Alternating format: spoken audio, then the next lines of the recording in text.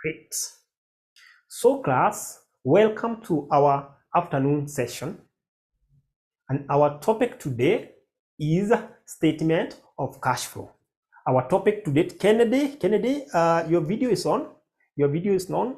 Make sure that your video is off so that you don't interfere with other students badly. So I'm saying that our topic of study today will be statement of cash flow.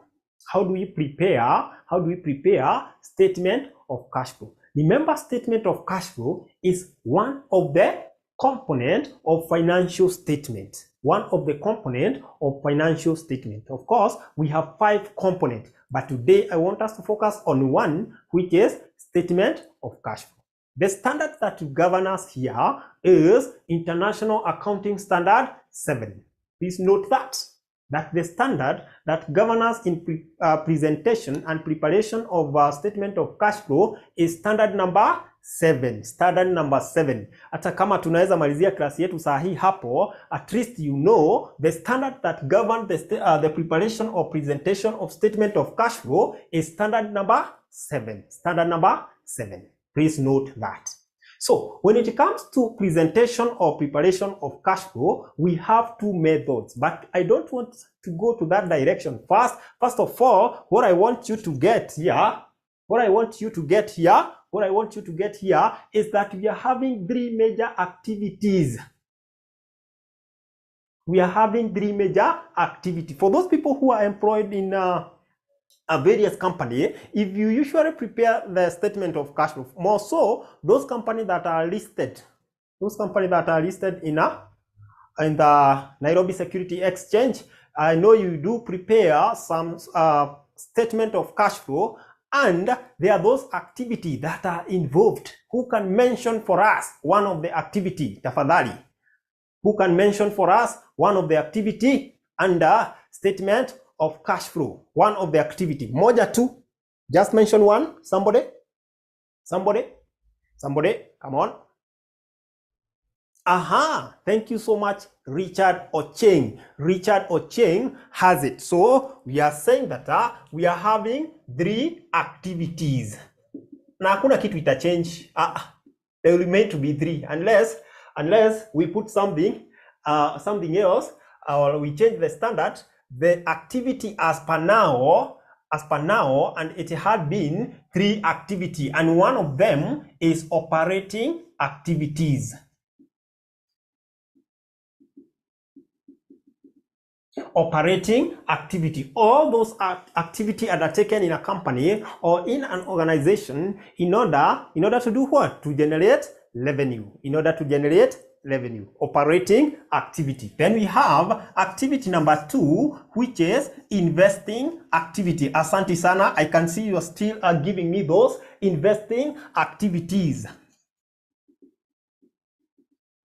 Investing activity class. When we talk about investment, we do invest in those non-current assets. Non-current assets. You can invest in motor vehicle. You can invest in real estate, those are building, and so on. Investment activities. Investment activity. You can purchase a motor vehicle and sell. You can be doing that business of purchasing and selling. Investment activity. Investing activity. Then the last activity is financing activities. So before the end of our today's class, you will be in a position to know how we arrange this activity and how we come up with a statement of cash flow. In fact, what is important for you to note today is that those are the activities that are found as far as the cash flow statement is concerned. As far as the cash flow statement is concerned, you're going to find the 3 activities. That is operating activity, investing activity, and then financing activity. Remember, every business must be financed. Every business needs to be financed, and it is either financed internally or externally. It must be financed in 2 ways, either from outside or from inside. So you can borrow loan. Of course, when you borrow loan, what happens to the cash? Remember, here we are looking at the cash. We're looking at the cash. What is happening to our cash? Hiyo ndio major reason for us to prepare the statement of cash flow. And that's why it's called cash flow statement, cash flow. How is our cash moving out, our cash coming in? So when you borrow a loan, what happened to your cash? I know that is a liability. Yes, it is a liability. But what happened to the cash? We look at the cash here. Here we look at the cash. When I borrow a loan, what happened? It increases. Our cash increases. So if we borrow loan, our cash increases, and that means the value of that loan, we add it under financing activity. It is added. It is a loan, yes. But when we look at the effect to the cash, we add that cash flow. We add that cash inflow. What if we pay dividend? What if we pay dividend? What is happening to the cash? That is the mind I want you to have. When you hear of cash flow statement, cash at bank increase. Cash at bank increase. When we pay dividend, our cash reduces. Our cash reduces, and therefore that will be subtracted. It will be subtracted. So here we are looking at the cash inflow, the cash that are coming in, and the cash outflow. What happened when we purchase an item? Let me not call it an item. When we purchase an asset, what happened to our cash?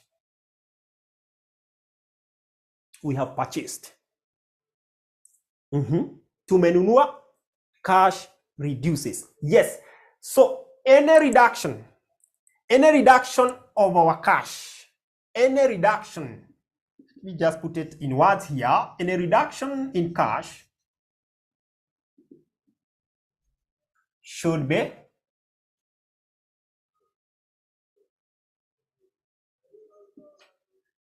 eliminated.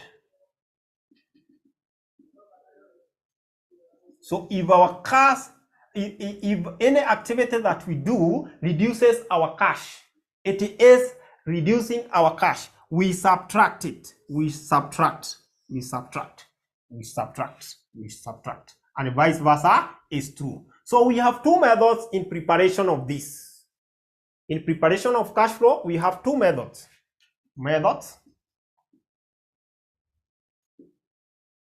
Tuko na mbili, moja direct method, two, that is boy, indirect method. Direct method and indirect method. Direct method and indirect method. Class, when we look at the direct method, is whereby we need to know the exact cash received from our debtor and the exact cash paid. Once you consider that, under operating activity, you will be at a good position to perform in this question. Remember, the difference between the two methods comes just under operating activity. The difference between the two methods is just found under operating activity. That means from investing activity up to financing activity, the other things are similar. But when it comes to operating activity, that is where we draw the line. So today, I want us to go direct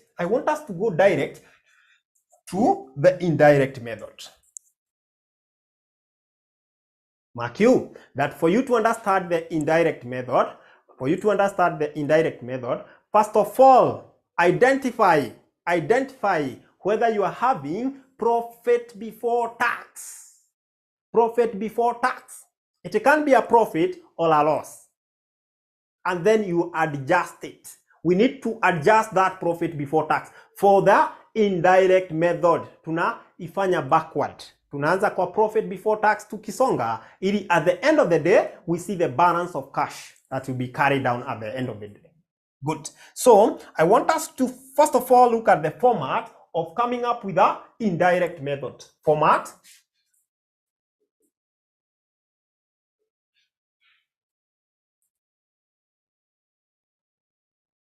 using indirect method. And by the way, I hope that all of us are in class, by the way. I hope you are all in class. Najua semester ishaanza eh? So I hope that all of us are in class. Nani hajaingia class bado? Nani hajaingia class bado? Nani hajaingia class bado? So format using indirect method. Great. For the cash flow, I would advise that you be using two. You be using two what? Two column. So we can have the two column there. Shillings. The first activity is operating activities. Operating activities. That is cash flow from operating. It's good to state it. It is cash flow from which activity? Let us just put it in that order. Cash flow from operating activities. Great. Cash flow from operating activity. And I would like you to scare the examiner by underlining this. Examiner akiona hiyo anakuwa scared. You scare the examiner. You need to scare the examiner. Find some of your ways to scare the examiner. So you underline that heading. And then you come and tell that examiner that what we start with here, either loss or profit before tax. This is what we are going to adjust. Sasa hiyo ni mark. Imagine by identifying this one, by identifying that one, I think I should put it in the first column so that I'm able to adjust. And then the second column will be for my net cash flow from each activity. My second column will be net cash flow from each activity. So I would like you to follow keenly. The knowledge in here is worth it. So this will be a mark for you identifying the profit before tax. The profit before tax. I want to send you to the format of the income statement. You check how the income statement is. We have sales, less cost of sale, and then we less expenses. Once you less expenses, before you less tax, we have profit before tax. And then you less tax to get profit after tax. Wakati mwingine, examiner anaweza kuletea profit after tax. We shall look at it when examiner give you profit after tax. That means now we are going back to profit before tax. That means we shall be adding tax back. See? Sitaki tuangalie hapo sahi. Nataka kwanza tuangalie hapa tukiwa tumepewa nini? Profit before tax. Profit before tax. So in that case, if you are where we have the profit before tax in the income statement, you look upward. You look upward. Those items that are upward, we call them adjustment of non-cash item. Adjustment of non-cash items. Adjustment of hii haita change. Mimi nakwambia kwamba hii ita remain kuwa hivi unless hii standard ichangewe. Unless the standard is changed. Adjustment of non-cash item. Who can give me one of the non-cash item that you know? Please. One of the non-cash item that you know. Nipatie tu moja. I just need one. Just give me one. Non-cash item. Impairment, depreciation. Thank you so much. Non-cash item. Something that is a provision. Remember, depreciation is a provision. An accountant anaketi pale anasema, let's provide for depreciation at 25%. At a rate of 25%, you see. Provision. Gain on disposal. You see, those are just provision. So we have an acronym here. DAG. Tafadhali. For you to identify the non-cash item, tafadhali, you can be using this acronym where this stands for depreciation, as you have told me. Impairment. Amortization. We have loss on disposal of assets. Next one. Nani anaweza nipatia hii? G stand for the new student. Remember, we are looking at cash flow statement, right? For those who are still joining, we are looking at cash flow statement. So G stand for gain, gain on sale of assets. We are doing well. Then we have finance cost. Of course, we have other items that will come in.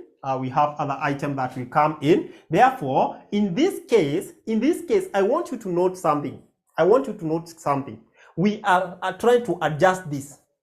We are adjusting the profit before tax. Now, when I stand in my income statement, where I have the profit before tax, at the top, I have item like finance cost. Can you tell me what happened to finance cost for me to arrive to the profit before tax? Did we subtract or did we add?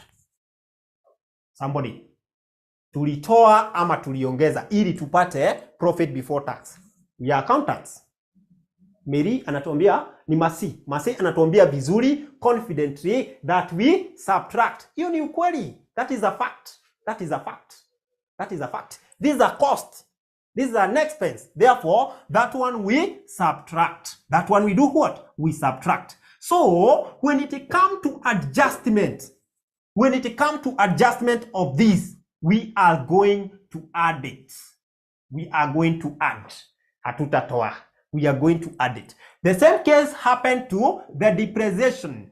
The depreciation is also subtracted for us to arrive to what? The profit before tax. Therefore, for that one, we still add it back. Impairment is reduction of value of non-cash item. Reduction of value. Therefore, also we do add.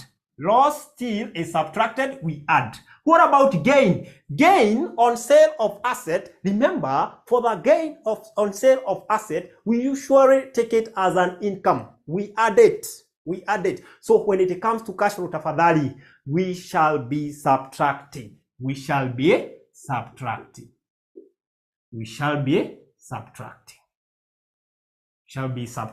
And with that, we shall have adjusted the first part. For that one, you can say, this is cash flow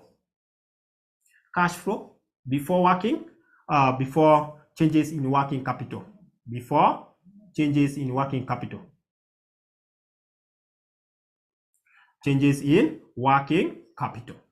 Working capital. Now, guys, can you give me some of the components of working capital? Just mention them, and eliminate cash because this is cash flow. So we are looking at cash at the end of it all. Receivable, inventory and payable. Wachia hapo. Sasa you people, you are bright. How I pray the 62 of us are coming April. We're going to pass this paper round 1. Tukiwa tumeondokea. Na mjaniambia kama mko darasani kweli. So in this case, we're going to look at changes in working capital. So for you to identify the changes, we can use the acronym LEAP. Receivables, we have inventory, and we have payables, as you have given me, payables. So in this case, there's something I want you to note. Yes, exactly. Kimonge anapatia the exact thing that we need. Asante sana. So we need to know during the financial year, what happened to our receivable. Of course, we'll be having 2 periods, the starting period and the current, the previous and the current. So you check. We'll give you a good, for example, I have year 2021 here, 2021 and 2020. This is the current year, the previous year. So this stands for all the balances that were brought down. And this is for balances that are carried down. Note that. Balances brought down, balances carried down. So if I have inventory here, here I have 2,000 and here I have 4,000. I want a good student to tell me what happened to inventory. Did these people purchase or did they sell the inventory? Aya. When is the day today? I wish siku ingekuwa leo ni date ngapi? Tarehe ngapi? Mwezi iko bado. Aya. Nehemia, our good friend, anatuambia kwamba these people sold some inventory. We go to the other one. We have receivables. Receivable hapa alikuwa na 900, alafu huku akakuwa na 1500. What happened to the receivable? Wenye walikuwa na deni yetu, walitulipa ama tulikopesha wengine wengi? Hiyo ndio unajiuliza. Did they pay us or we added? Walilipwa. Wewe. Walitulipa. Asanti. Walitulipa. Good. I know there is a lot of mathematics to others here. There is a lot of mathematics in between your mind. Tafadhali, I want to reduce that burden. Tafadhali, I want to reduce the burden of thinking whether did they sell or did... Hiyo ndio nataka tuondoe. If you look at the current year and the previous year.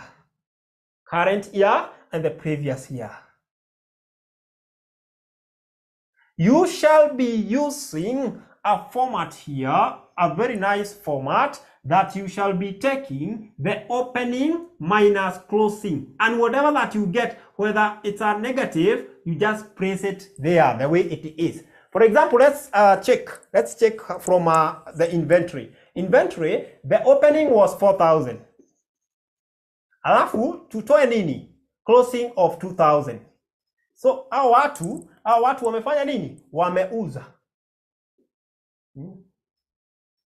Tumebaki na 2,000. So hiyo itakuwa nini? Itakuwa 2,000. Ikiwa in positive form. On. So the same case applied to this one. Opening ilikuwa 1,500 minus 900. So 600. Unaiweka ikiwaje? Ikiwa hivyo. Unaweka 600.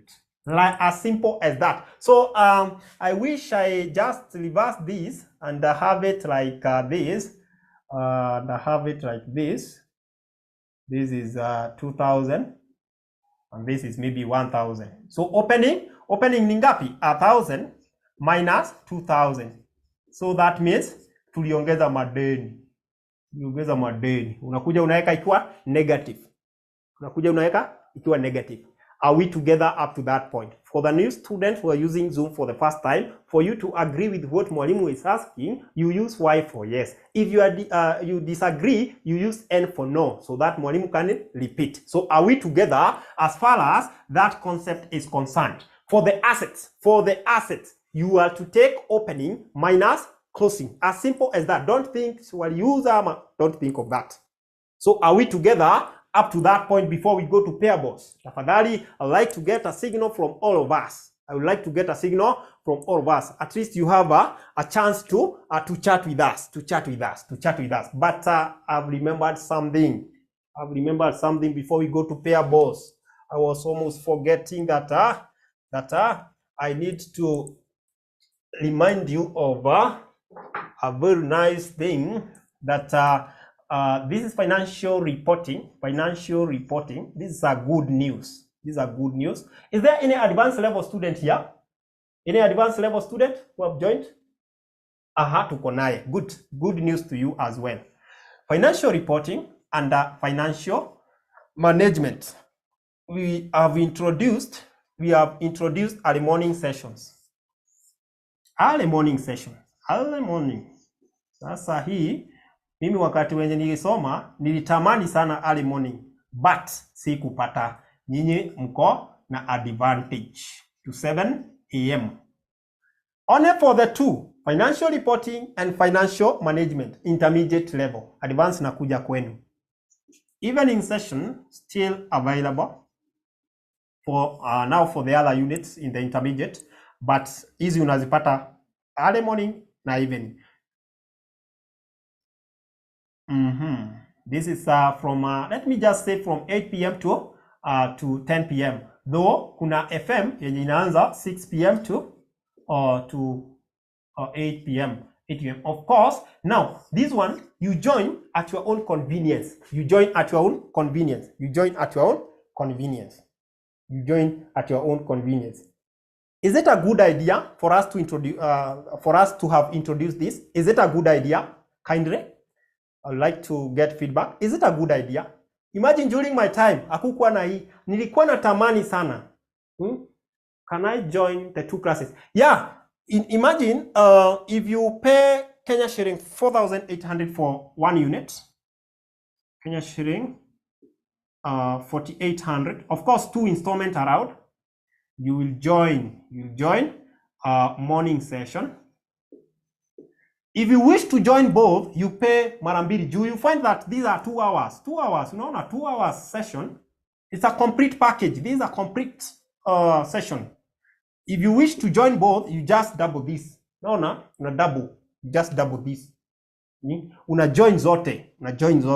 But according to your schedule, you just choose. Just choose which suits you better. Kuna wale wenye wanataka mapema, kuna wale wengine wa jioni, and you will enjoy it. If you enroll today, we are having the previous pre-recorded videos from uploaded in our LMS, Learning Management System. So you shall be able to cover. This is Mildred. You know, it's a complete package. It's a complete package, 2 hours each, a different lecturer, of course. You see, you're being taught by a different lecturer. Maybe in the morning, you find a different lecturer, in the evening, a different. You see, now, nayo expenses ziko, bado ziko juu. No, bado ziko juu. Expenses bado ziko juu. So if you wish to enroll, please contact our customer care. Double knowledge. Yes, double knowledge. Who's that? Triza. You can contact our customer care via 0719 525 000. If you found that this number is very busy, you can alternatively use 0793 555 000. Unaweza tumia hizo number. So for the payable, tafadhali, we do the opposite. Closing minus opening. And whatever that you get, you just press it at that point.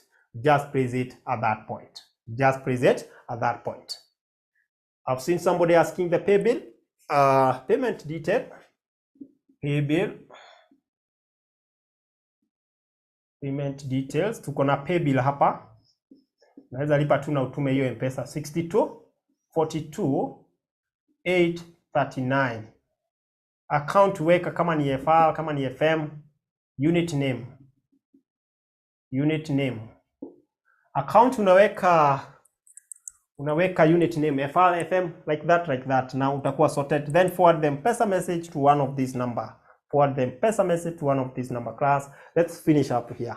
Acha tumalize hapa. Now, after that, you can come here and get cash flow after changes in working capital. Cash flow after changes in working capital. Cash flow after changes in working capital. Cash flow after changes in working capital. Once you get that, we are almost done. With the cash flow from operating activities. You less tax paid. Is it really visible? Tax paid. Do you guys have weekend classes only for CPA intermediate level? A good question there. A good question from Cynthia. Cynthia Akelo. I'm going to respond to that question ASAP. Tax paid. And then kuna watu wengi wamekuwa kitabika kwamba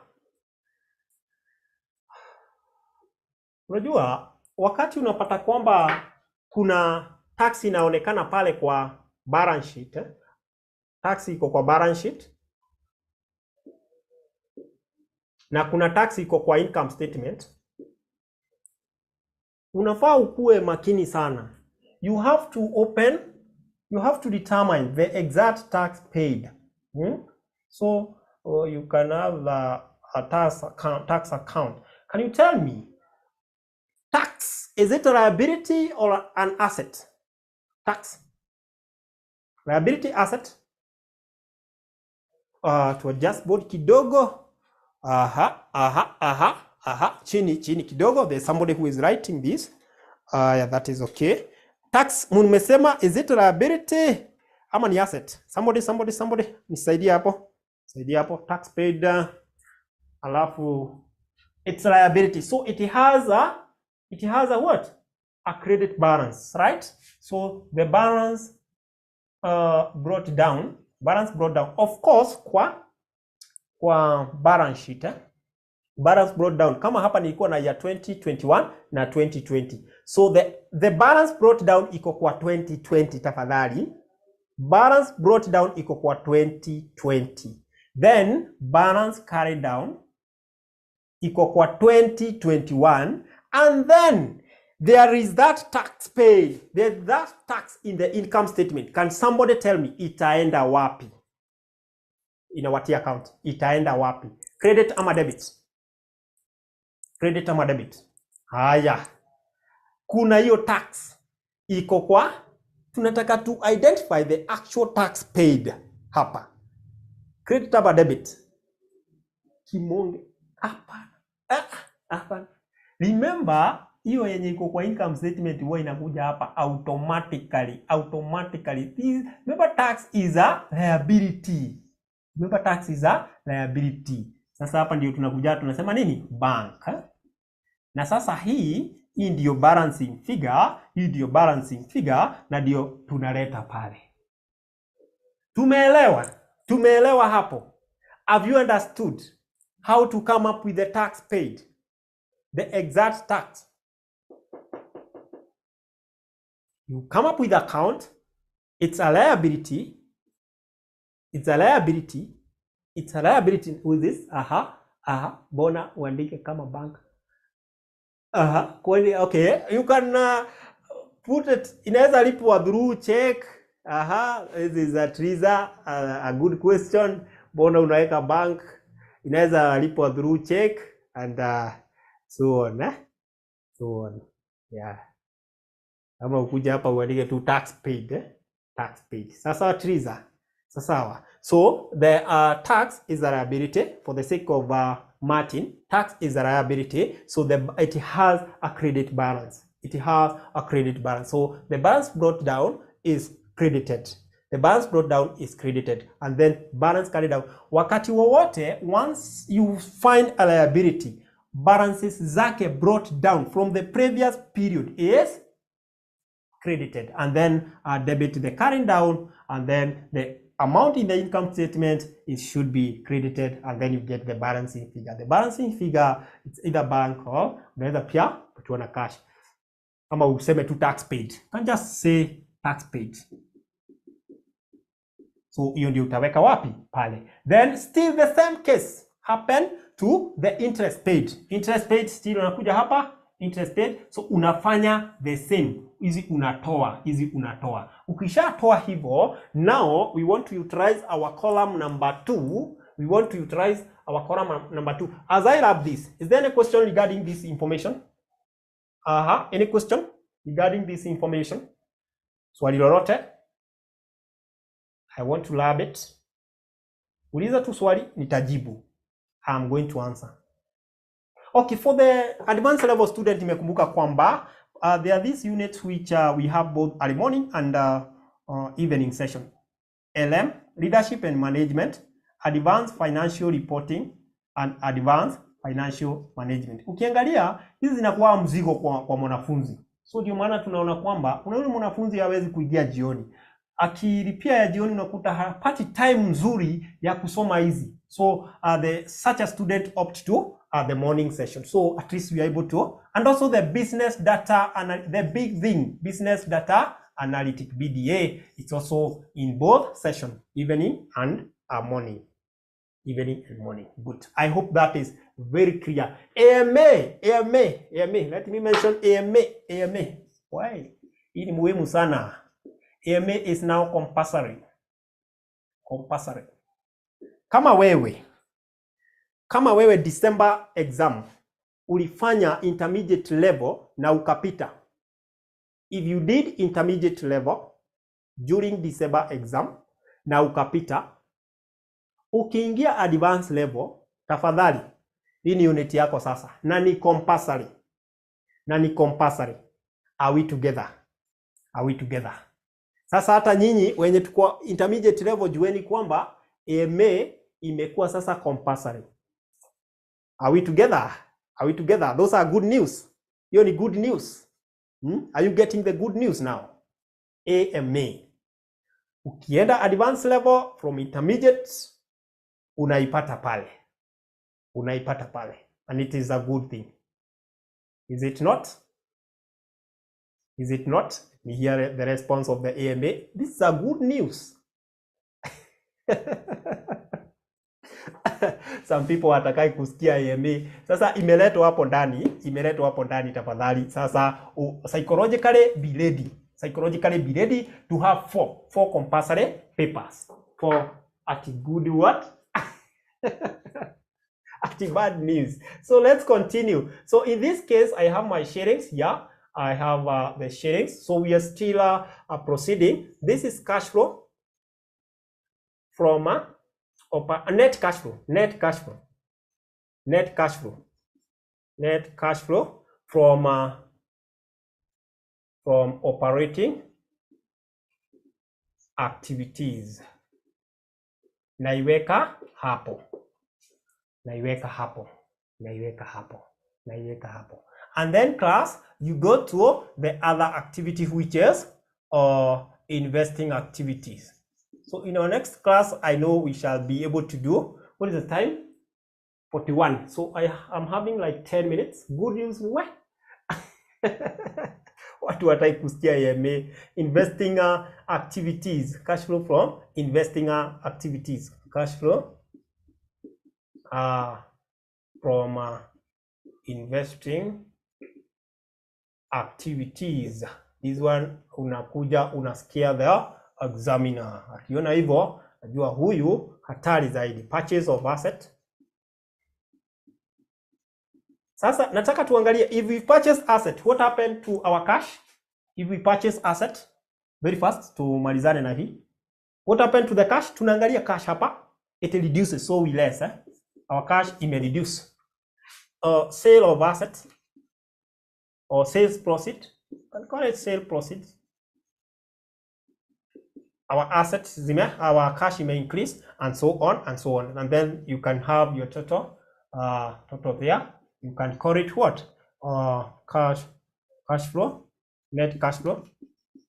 Cash flow from this is investing activities.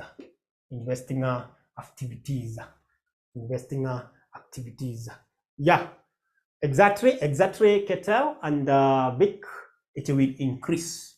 So we go to cash flow from financing. Cash flow from financing activities as well. Scare the examiner. Here we have increase in shares. Increase in share or issue of share. Increase in share. When how many more units in advance apart from the 4 compulsory one? Okay, a good question from Joyce. Allow me to respond to Joyce. So we have advanced auditing and assurance, advanced taxation. We have APFT, advanced public financial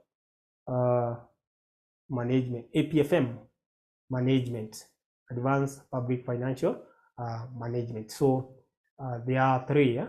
So you choose. Hizo zingine unachagua either moja ama mbili. Ukichagua mbili, ufanye uanguke moja ya kuchagua, itakuhaunt. Lazima ufanye mpaka umalize. Ukichagua mbili, ukichagua moja, moja at least ni manageable, mbili inalingana na uwezo na time yako. Good. Increase in share or issue of share. Let me just go with the issue of share.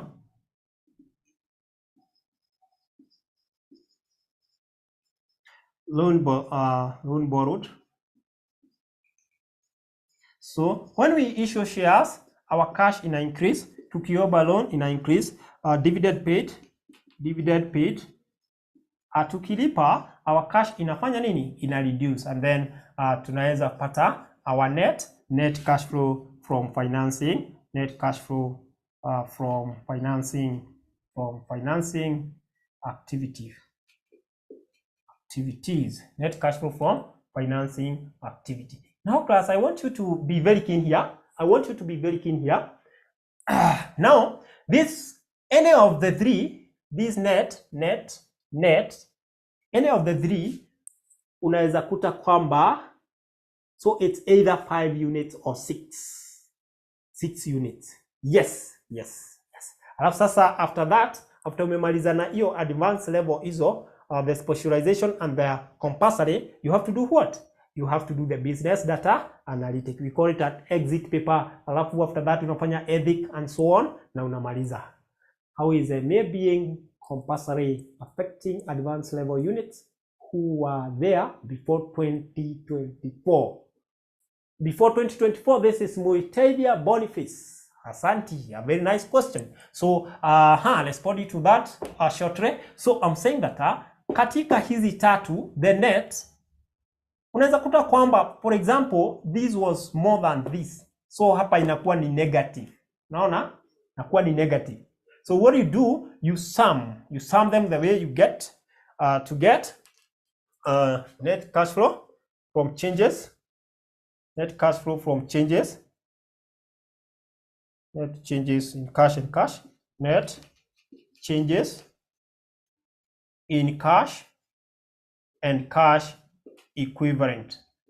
Net changes in cash and cash equivalent, unaweka pale. So, Muitavia, how is AMA being compulsory affecting advanced level unit?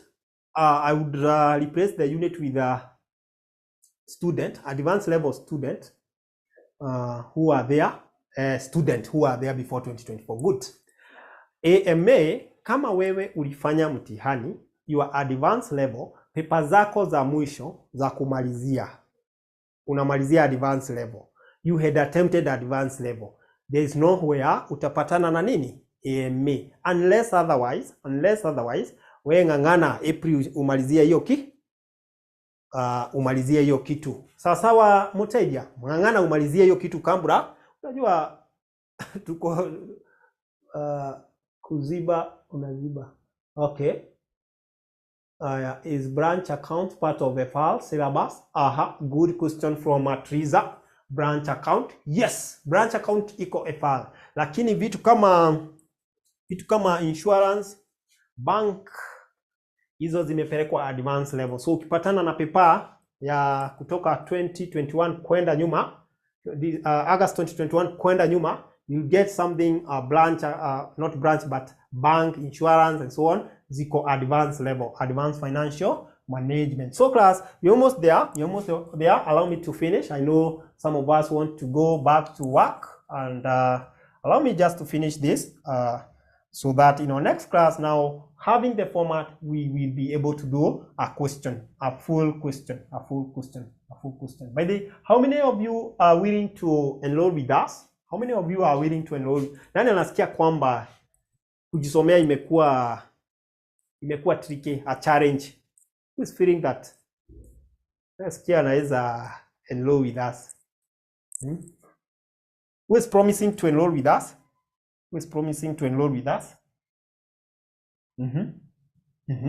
Now, the last thing here is we add